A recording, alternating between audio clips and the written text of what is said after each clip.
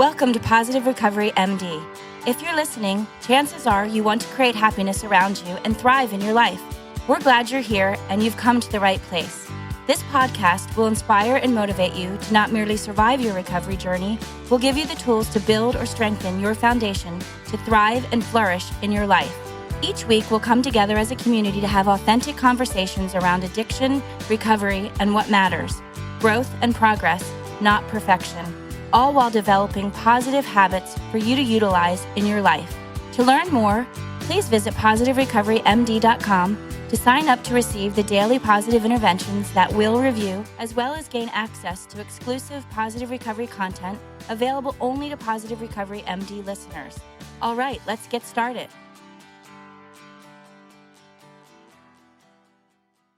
Hello, ladies and gentlemen, boys and girls, and welcome to yet another installment of Positive Recovery MD's podcast with one of your hosts, Dr. Jason Powers. And Julie Denofa. So today I have Lad Rack with me. And on the information that we send out to get some information back, I found out, Lad, that you are Lad A. Rack. And yes. Uncle who is Lad B. Rack. Okay, so was that intentional?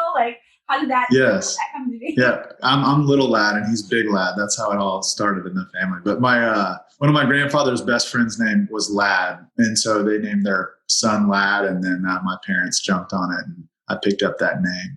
Awesome. Except you're A and he's B. Right. Which turns out to be appropriate because A comes before B, I think. I mean, I'm not an English major. Yeah. He got a different middle name than me. I got my grandfather's first name for my middle name, and so he's a B. Awesome. Well, you are a native Houstonian and the founder of Conscious Fitness. And I got to tell you, one of the things that you sent to us in your bio that just totally just had me smiling. You said that you have been married to your creative, courageous, and beautiful wife, Mary Beth, for almost 7 years. Yes. And I was like, wow, any dude that opens up like that right out the gates about his wife and describes her that way is somebody that I definitely want to spend more time talking to. Right out the gates before we even started recording, you also were bragging on your wife about her artistic abilities and that beautiful artwork that you have behind you. Yeah. My wife is an artist and she does kind of creative coaching. So she helps other people with getting in touch with their creative side. And she's got a system and a little business set up. And it's been really inspiring. She left a really comfortable job about 1.5 years ago to go out on her own. She does aesthetics as well. She worked at the Houstonian for a lot of years. And she opened up a little aesthetics room and started taking some art classes and is just crushing it. She's thriving. And so it's been super inspirational to just watch her. And I told my story one time a few years ago and she was sitting right there on the front row and I went through my whole story as time flies when you're doing that. And I didn't mention her. And she is such an integral part of my life. And after the story, I kind of was like, oh man, I probably should have given her a shout out. So I wanted to be sure, she got her proper due for supporting me. Yeah, well, you're definitely doing it now. And so I just wanted to point that out because I think it's really fantastic when folks do that.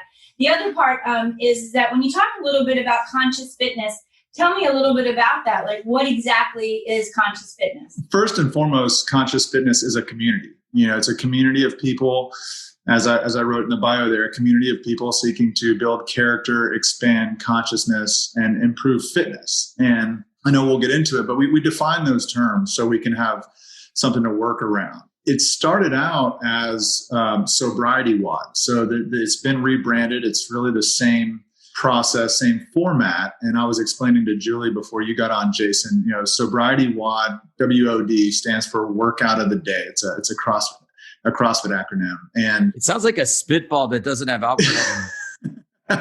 Yeah. Well, sober people or people in recovery didn't really know what a WOD was. And it's never been a 12-step meeting. There's never been a requirement to be sober or in recovery to come. It's always been open to the community and anyone who wants to join. And a lot of the feedback I got, November will be 2 years since that started. And a lot of the feedback I got from people was that weren't in recovery was that they felt somehow like they were intruding on something, coming to a sobriety function. And that's obviously not the intention. And so as quarantine kicked off and I had some time, I was thinking about it after 18 months of hosting this every Sunday and thought, conscious fitness kind of came to me, and it's just a little more explanatory of what we do. The name says it. It's fitness, it's consciousness. And so it's worked. We've had an awesome kind of uptick in people attending from the community, from the CrossFit gym. People, I told Julia, we've had some people bring their parents, and it has been a more inclusive conversation. And we still do a lot of our conversations do reference recovery, and we use the literature.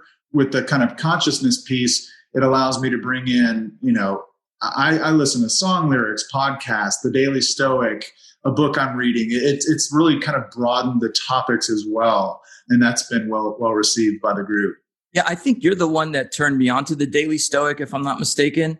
But I could be, if it's something that you kind of got into in the last 2 years. I haven't talked to you in a while, but I love the Stoics, man. That's where the Serenity Prayer came from. Right. Yeah. So you were doing WOD for a wider group than just people in sobriety. And so basically it's the exact same thing. Conscious fitness is the same thing. And you do it once a week. And I assume, because I haven't been to one of your groups, that there's working out and there's meditating. So you're getting mind and body, but what else is there? Just because on the surface, somebody might just hear that and think the same thing I do. Yeah. So I'll walk you through. So it's interesting. With the CrossFit community, there's a similar sort of attitude with the recovery community, meaning, don't try to explain what CrossFit is. Don't try to explain what AA is. It's, hey, meet me at a meeting, right? You want to know, you think you may need a meeting, instead of me trying to, illustrate how AA works and all, hey, why don't you just meet me at a meeting, come see the community, come experience. It's the same sort of thing with CrossFit. There's a very detailed methodology to it that's really well thought out, but the usual advice is, hey, just come meet me at a workout. And so it's not just meditation. We do ground ourselves at the beginning, but the format is really, as you said, every Sunday at 11 a.m. It's free to the community. And we get together and we ground ourselves. We do a little breathing exercise. We do a real basic mindfulness sort of attention piece just to ground ourselves. And then we have a big whiteboard up, and there's some catchy title that I've come up with for the week, and then a quote of some type. And then we tie that into fitness, physical fitness. And then I usually put some questions up on the board. So we'll have a 20, 30-minute conversation. Everyone's welcome to share. We have some guidelines that we work in. So before we kick the group off, we kind of go through the guidelines, get everyone, to nod and create a little container. And then we start just talking, and people will raise their hand and say their name, so we can say their name back to them. We don't say I'm a this or I'm a that. Again, we want to include everyone, so everyone loves the sound of their name. So we say their names back, and everyone has a chance to share or not share. Sharing's not required. That's one of the guidelines. So we have a lot of people that come every week, and just like in a recovery meeting, people sit and nod and just listen. And then we've got people that love to share every week and engage in a conversation. Yeah. So Skyline CrossFit, I want to give a quick shout out to Dylan and Ryan Kusich, the owners of Skyline. They're just incredibly generous with their time and their facility. They let us use it for free every week. I also coach there. I have a full-time job also, so I'm kind of a floating coach and a substitute. But I sit in on the coaches meeting. I've been with their organization for a couple of years, and they've really just been an incredible example of how to create a community and just really good people. So I want to thank them before I forget. Skyline CrossFit Every Day has a workout of the day that they program for the gym, and there's a warm-up program. There's what we call a prescribed workout, or the RX workout. And then there's an intermediate option. And then there's what we call a fitter, faster option. And fitter, faster means, by doing this sort of scaled down workout properly, you'll move your fitness along faster. So fitter, faster. So is that something that's unique to you? Sorry to interrupt, but is that something that Conscious Fitness does? Or is that a CrossFit deal where you show up and you work out according to your ability? Yeah, you work out exactly. CrossFit is infinitely scalable. So any CrossFit movement, whether it's a squat or a pull-up or running, whatever, it's all very, very scalable. So we have people attending that haven't done a jumping jack in 20 years, and we have people that go to CrossFit 5 times a week. And Usually at a CrossFit gym, you would start with sort of the prescribed workout and scale down. At Conscious Fitness, we really want people to just come move their bodies, come have some fun, have some community. And so a lot of times I'll encourage people, leave your ego at the door. Don't try to keep up with this guy or that gal, and have fun. And so a lot of times the fitter, faster option is where I coach at Conscious Fitness, but that is indicative of most CrossFit gyms. They'll have the workout scaled down so everyone can participate. Do you have a sit and be fit variety? Very much so. Very much so. Yeah. I'm in. Yeah. I think you're selling yourself short. It sounds like you're in pretty good shape. Yeah. Well, it sounds can be deceiving. No, I'm in great shape. If round is a shape, I am definitely in good shape.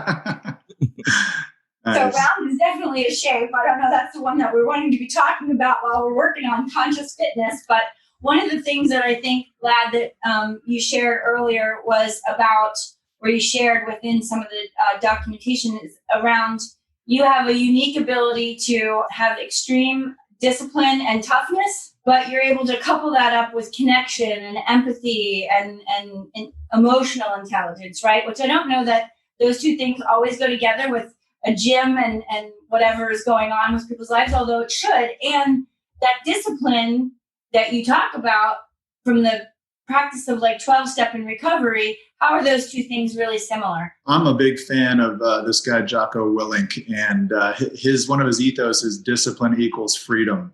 So I'm talking about internal discipline, and then there's external discipline of showing up at meetings, showing up to work out, doing those things that create freedom in your life, right? And so I can be pretty direct. I'm a pretty pragmatic person in a lot of ways. And so, the discipline and the toughness, I want people to push themselves. I think that there's a lot of value in doing hard things, psychological value, physical value, of course.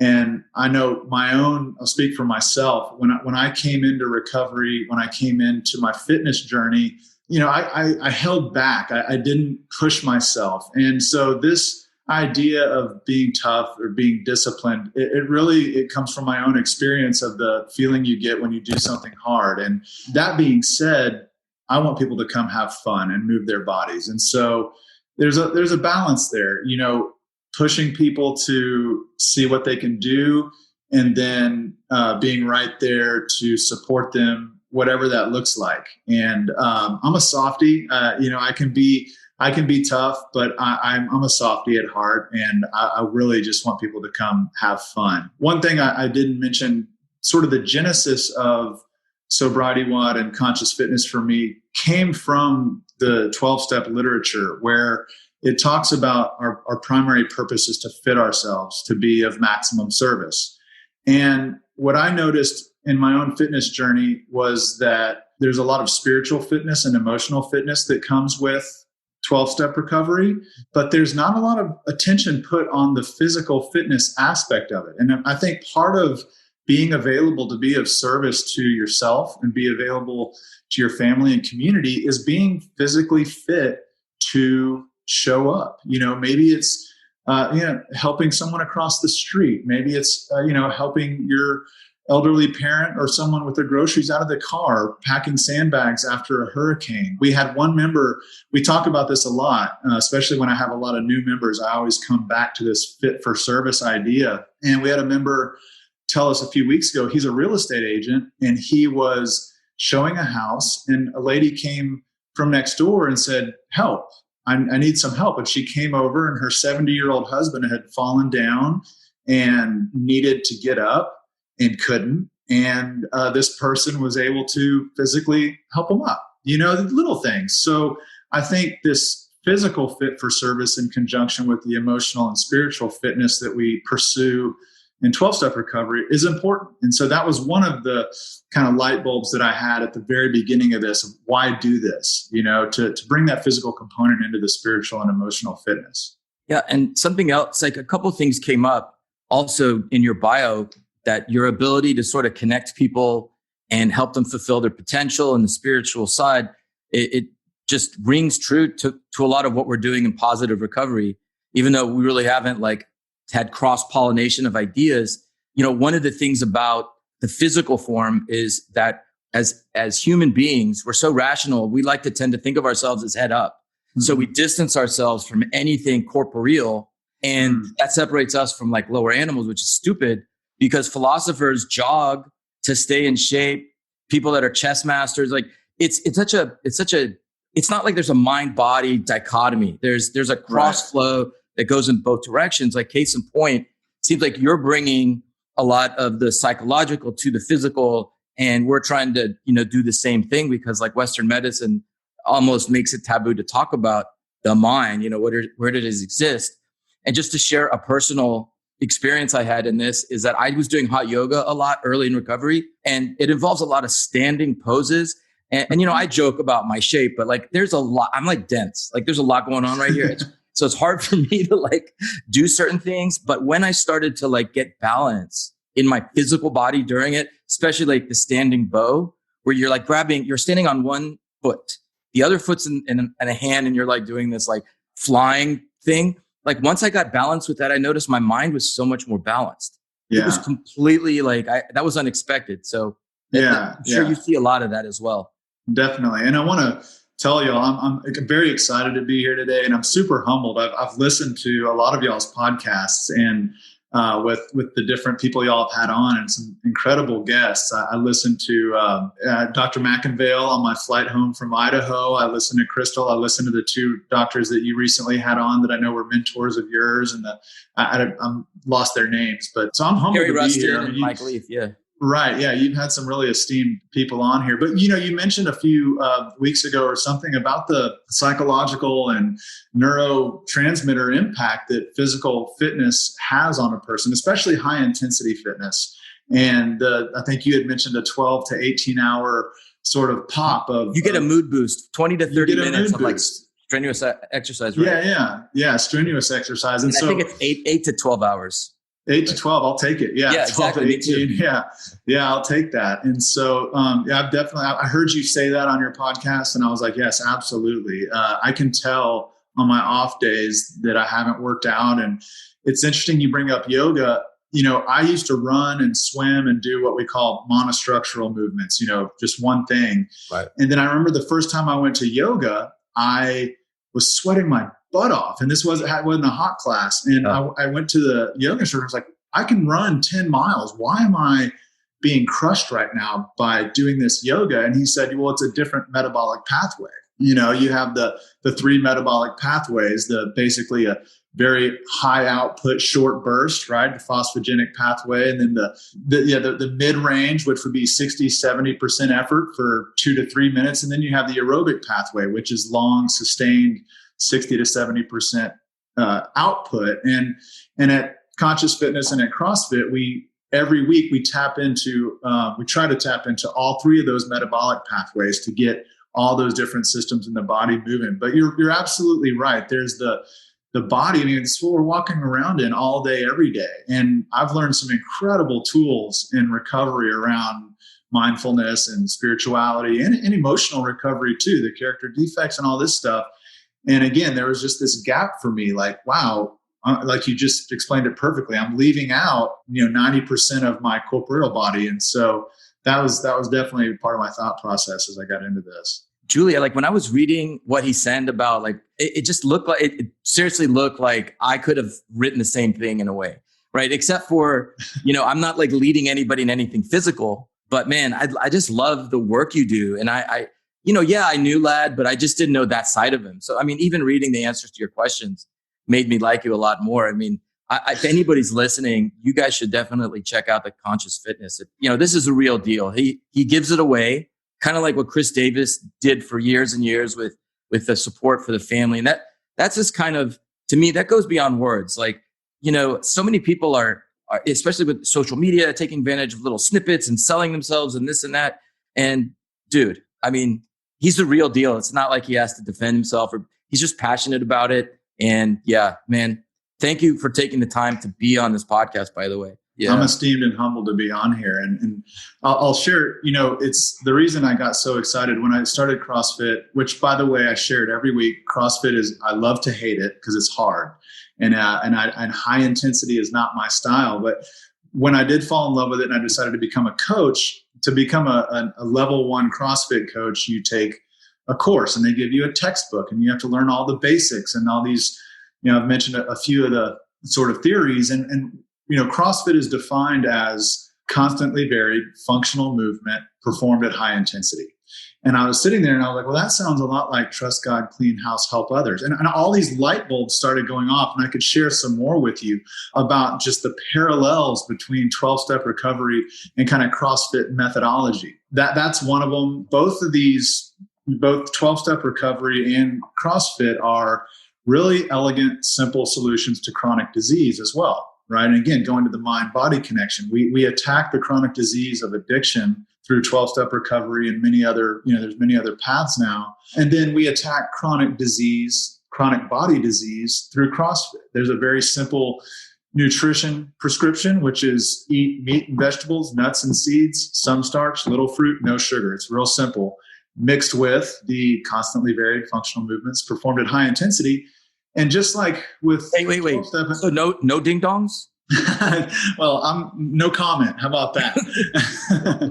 So yeah, progress, not perfection. Another one there. But they're both attacking chronic diseases, right? We're crippled in this nation by all the things so well, the hypertension and diabetes and different all the lifestyle diseases, right? All the lifestyle diseases, right? Yeah. So that's another parallel I saw. There's one of the first kind of conscious fitness ideas that came to me, Howard L. talks a little bit about this spiritual bank account in recovery, and that we have abstinence on one end, and then we have like recovery and sobriety all the way at the other end of the spectrum. And the way he described it was we're constantly putting deposits into this bank account that we have, the spiritual bank account. And thing is, we don't know how much is in the bank account, and we don't know how much the next spiritual emergency is going to cost us. So we've just got to load that spiritual bank account up with all the tools that we know to go, get in recovery. And then it's the same. There's a very similar. I mean, it's literally a drawing in the CrossFit literature that's about moving from disease, and then at the top of the arc is wellness, and then at the other end of the spectrum is fitness. And by fitting our bodies, we create that same buffer from fitness to wellness before we go back to disease. And it's kind of the same thing I thought of in recovery. We have disease, and then we have abstinence at the top, and then we have recovery with all the tools that we get. And we have to move through from recovery to abstinence before we can get sick again, if that makes sense. And then it's the same sort of idea in the physical fitness world. If we're using these physical fitness tools to move from just wellness to fitness, then we have this buffer we have to move through before we get back into disease. Does that make sense? Perfectly. Man, I developed positive recovery because there was so many bridges between the 12 steps and what that science is studying. So it's like, this is great. Let me ask you something. Yeah.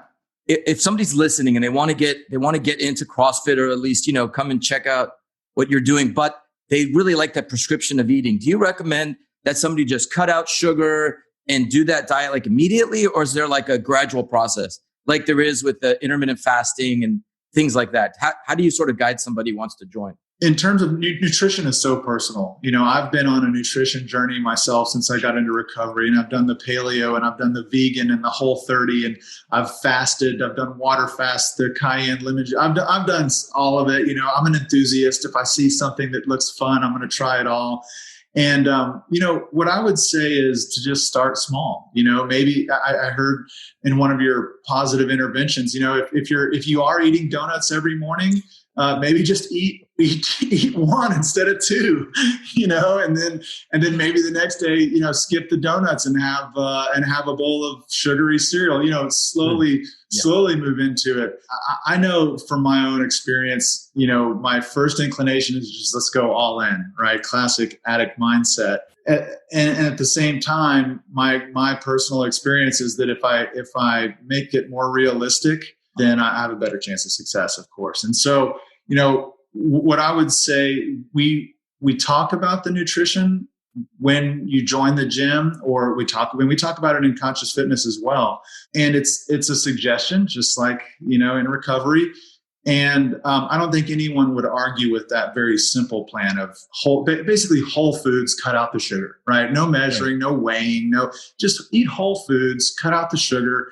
And let's just start there. Every time you're picking something up, just say, hey, is this a whole food or is this processed? And slowly try to cut out those processed things. But that's not a requirement. It's not anything that, you're really pressured around. It's information given to you. So I had a guy call me just this week that I had met in recovery. And he said, I've been working my butt off. I'm doing this workout program and the weight's not falling off, and I said, well, how's your nutrition? Arnold Schwarzenegger famously said, abs are made in the kitchen, and you can't outwork a bad diet. I tried it for years and years and years, breakfast tacos and pizza, typical Western diet. And then I would go run. And it never really had an impact. And so there's a pyramid that's kind of a theoretical hierarchy of the development of an athlete. And the bottom of that pyramid in CrossFit is nutrition. It all starts there. What are we putting into our bodies? It's literally the cellular fuel for our bodies. And then up that pyramid next is gymnastics. How do we move our body through space? After nutrition is metabolic conditioning. So how are we processing the food we're putting in our bodies? And then it goes on up to gymnastics and weightlifting and eventually sport. And so I don't know if that answered your question, but it does. Any fitness routine, if you're really trying to have an impact on your body, starts with nutrition. And one of the things we talk about is nutrition is not just food. Nutrition is really the other 23 hours of your day that you're not in the gym. And this is another parallel that I saw with recovery is, we spend an hour together in maybe a 12-step meeting or a IOP or a therapy process. And then we go out amongst into the day. And what are we doing with water? What are we doing with sleep? What are we doing with intimate relationships? What are we doing with socialization? And so in terms of conscious fitness, and this is actually something we talk about at Skyline a lot, nutrition isn't just the food we put in our bodies. Nutrition, more broadly speaking, is all the inputs that we're taking in, if that makes sense. Completely. It's much more than just your well-being is a result of tending your garden, right? Right. You can go to a meeting and plant a seed. You can go to the gym and plant a seed, but what do you do after you have seeds? You got to till the soil. You got enough sunlight. No, I love that analogy that nutrition is the other 23 hours, really what you're exposed to, what you choose to focus on, how you interact with people, that all has an impact on your body, on your genes, the expression of your genes. No, I love that. I love that ethos, man. I think I'm going to borrow it. Yeah. Speaking of borrowing, as I was looking at your positive recovery or your positive intervention book, I was like, you may have seen in my bio that I'm an unabashed thief of intellectual property. And, that was sort of tongue in cheek, but what I really mean is I just love great ideas, and there's no need to reinvent the wheel in so many cases. And so I was reading through your book, and I was like, man, like those positive interventions, that's a great example of something. Literally, we could use any one of those any given week in conscious fitness. I mean, seriously. So that's exactly kind of what it is. It's a thought, it's a quote, and then it's some direction, and then it's some questions like, hey, go try this out this week and see how it works and report back. Julie, you think we could send him a book? Absolutely. All right, perfect. Yeah. I'll give you credit. Don't worry. I always put the quote up there. Who said it and where I got it. So if I was going to go on a Sunday at 11 a.m., where do I go? What do I wear? What do I need to bring? Yeah, just the same thing you would bring to the gym. It's a good question, though, because I've had people show up relatively unprepared in terms of just what they brought. But just, a towel, a bottle of water, stable tennis shoes. One thing I would say is stable tennis shoes. And what I mean by that is, running shoes are very soft and squishy. And I totally get that a lot of people don't have, flat bottom CrossFit shoes, if you will. But we do a lot of different movements that require stabilization of feet on the floor. So I'm glad you asked, because what I might say is, hey, wear some Chuck Taylor Converse, or wear some Vans with laces, or some flat bottom shoe, or running shoes, of course, if you have them. Again, we want you to come. We're gonna be safe. But you would just wear workout clothes, bring a bottle of water, a towel, and just a good attitude. So it starts at 11 a.m. Where? Yeah, sorry. Yeah. So Skyline CrossFit is just north of I-10 on Shepherd Drive. So right there where the bridge goes up over the industrial park, there's a little driveway to the left, and you'll find Skyline CrossFit right there. All right. And is it an hour class?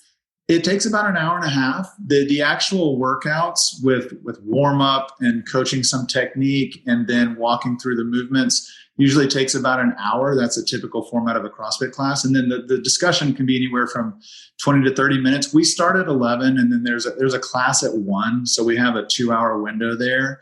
But the class is usually, 80 to 90 minutes with conversation. So with all of your kind of humility, because surely, many of our listeners don't know how involved in the recovery community you are. Like we've just touched on conscious fitness, but there's so many other things that you have done for the Houston recovery community that I would love for you to share a little bit about your involvement in some of those other organizations. And also, I personally want to thank you for helping some of our folks that are at Positive Recovery Center Sober Living and opening up your gym to allow some of those folks to head over that way on Sundays as well. So thank you for that. Oh, thank you. It's very kind. Glad to have them. Yeah, my own personal experience in the recovery community. I love Houston. I'm a native Houstonian. I love recovery, sort of like y'all's good friend, George. I'm one of these people that I feel like I was snatched from the gates of hell and escaped the clutches of death. And I really have never, since I got sober, I've not really ever let go of that just immense gratitude for having a new life. And, I can take myself seriously sometimes and I can take life seriously when I need to, but I really try to wear it like a loose garment and have fun. I meditate really deeply on gratitude and sometimes it's the Buddhist idea of gratitude and thinking about what I don't have, the afflictions that I'm not facing. And so I appreciate your kind words. I've been involved in 12-step recovery here for 11 years. My rebirth date, if you will, is July 1st of 2009. And so just picked up 11 years this summer. And, I've had incredible mentors. I had a great sponsor. I'll leave him anonymous just in case. I don't know if he wants his name mentioned. And then, I've been invited to places like The Right Step when it was in business to do some service work. I've been involved with the Council on Recovery here in Houston really since I got sober. I joined the advisory board at 6 or 7 months sober and have moved through different boards of that organization and really love what they do there for the community and participated in Kids Camp at the council, which is a really awesome program that Jerry Moe at Hazelden Betty Ford brought to Houston and was involved with that for years, just watching the lights come on with these kids who have a family member in addiction. And Houston's a really, really wonderful town for recovery, and you can get involved at many, many different levels. And I've taken advantage of some of that. And I've certainly been the one that's rewarded from that. My favorite thing in the world is watching people heal. It brings so much joy to my life. And, I was talking with a friend yesterday, humans, again, I'll speak for myself. I don't speak for all humans. It's okay. You can wax philosophical right now. But how you lose $5 in the morning and you gain $100 in the afternoon. And my typical mindset is I'm pissed off about the $5 I lose in the morning. Well, in recovery, unfortunately, a lot of people that I've worked with haven't stayed sober, but the ones that do, which is a much smaller number, stay with me. So it's sort of an opposite effect of maybe the money example I gave, where just helping one person sticks with me for so long compared to some of the tragedy that I see and witness. And so the gift has been all mine in terms of service. It's really given a purpose to my life. And, I feel very fortunate that I wake up every day with a purpose. I know, for many, many years, I didn't have one. And then 12-step recovery just hands it to you right there in the literature. It just illustrates what my purpose is. And I've just taken that and run with it. My life seems to just always work out when I'm thinking about, what I can bring to someone's life. And that doesn't mean I can be selfish. I can get caught up in what I need and what I want. And time after time, if I just turn the spotlight out and see what I can bring, it all ends up working out. Well, we've all benefited that you have found your special purpose. Yeah, thanks. For sure. So for today's positive intervention, it's definitely one of my favorites. It's one I practice often, not the one about not eating donuts in the morning, but it starts with a quote by Dorothy Neville, The real art of conversation isn't only to say the right thing at the right time, but to leave unsaid the wrong thing at the tempting time. It's easy to forget that speech is a type of behavior. Positive recovery is a verb. It is an action. Flourishing in recovery requires being conscious of your thoughts, words, and behaviors. Your best speech includes both things said and not said aloud. Words can be acts of giving and virtue or acts of harming. So the positive intervention that we were focusing on was, does it need to be said? Does it need to be said now? Does it need to be said now by me? So filter everything you say through that 3-question litmus test. And at the end of the day, journal for 5 minutes about how you felt not saying things you otherwise would have said, and about being more conscious of what you said and how you said it throughout the day. Share your experience and insights. So Ladd and I were joking about it before Dr. Powers joined, and I already disclosed that this is one that I practice daily. So, and I think that if we all put a little more effort into it, I think that sometimes the exchanges that we have with people would automatically be more meaningful. But Ladd, what was your experience? I had an interesting experience with this because it was on my mind, and so I'm thinking about, do I need to say it? And what I actually noticed most over the last couple of days was, so I'm a king interrupter. I interrupt people a lot. In fact, when my wife and I go out to dinner with other couples, I get in the car usually and ask her for a grade. Like, how did I do? A through F on interrupting you or completing her sentences and so what I noticed was wanting to ask questions, wanting to interrupt people and ask questions. It wasn't so much that I was listening to something and thought that there was some, thing they needed to hear from me. What I noticed several times in the last 48 hours as I was listening to people was I wanted to, something caught my attention in the middle of a conversation, and I wanted to stop and say, oh, what do you mean by that? Or where did you do that? Or whatever that was.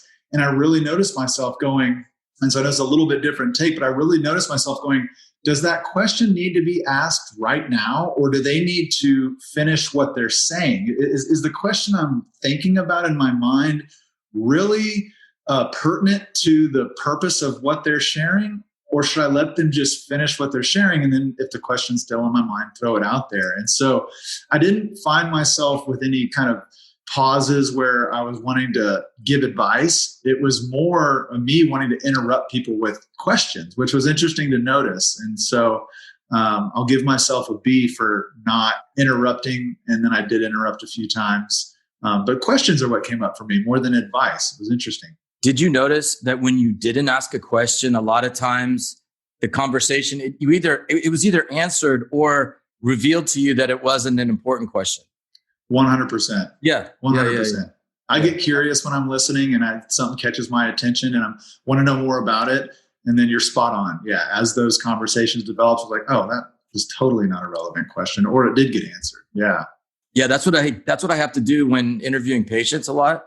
Is not ask and then just finish listening, which is very tough because I'd say 9 times out of 10, I know what's happening. But when I don't talk, I'm totally, it keeps me encouraged to just keep listening because somebody wise told me this. If you listen to the patient long enough, they'll tell you what they have. Same comes to mind for me, particularly like when I'm at work and I have employees that will come to me with stuff, right? And so I'm listening and I want to listen sometimes to solve their problems so that we can get to the next part. And really when I slow down long enough to listen to everything that's being said without feeling like I have to interject, they get themselves to where they need to go. And then in the end, they may have gotten themselves the same exact place where I would have taken them, but they got there on their own. And that has a much better outcome because it didn't need to be said by me. It needed to be said by them. Wow. Very true. Yeah. Anyways, well, I've loved having you on, Ladd. I can't wait to see who winds up at your class on Sunday at 11 a.m. at Skyline Fitness, Conscious Fitness in the Heights. Thank you so much for being here again. What a pleasure it was to talk to you, man, after I don't know how long. You look great. Yeah, Jason, it's great to see you. I want to say thank you real quick to Yvonne Hernandez. Every time I used to leave town, it would be put on hold for some number of weeks. And Yvonne, who's also a level 1 CrossFit coach and in recovery, she now takes over for me. And she's a wonderful human being. And I would be remiss if I didn't just tell her thank you while everyone's listening, because she's been a real big supporter. And I'm totally, again, excited and humbled that y'all had me on, and really, really appreciate the opportunity to spread the word. Awesome. Thanks, lad. All right. Cool. Have a good day. Powers and Denofa signing off. Thank you for listening to this episode of Positive Recovery MD. Don't forget to visit positiverecoverymd.com to sign up to get your daily positive intervention sent straight to your inbox. Be sure to subscribe to Positive Recovery MD on Apple Podcasts or wherever you listen to your podcasts to receive an automatic download when a new episode drops. And as always, if you or someone you know needs help, visit positiverecovery.com or call 877-4-SOBRIETY, which is 877-476-2743. We are here to help.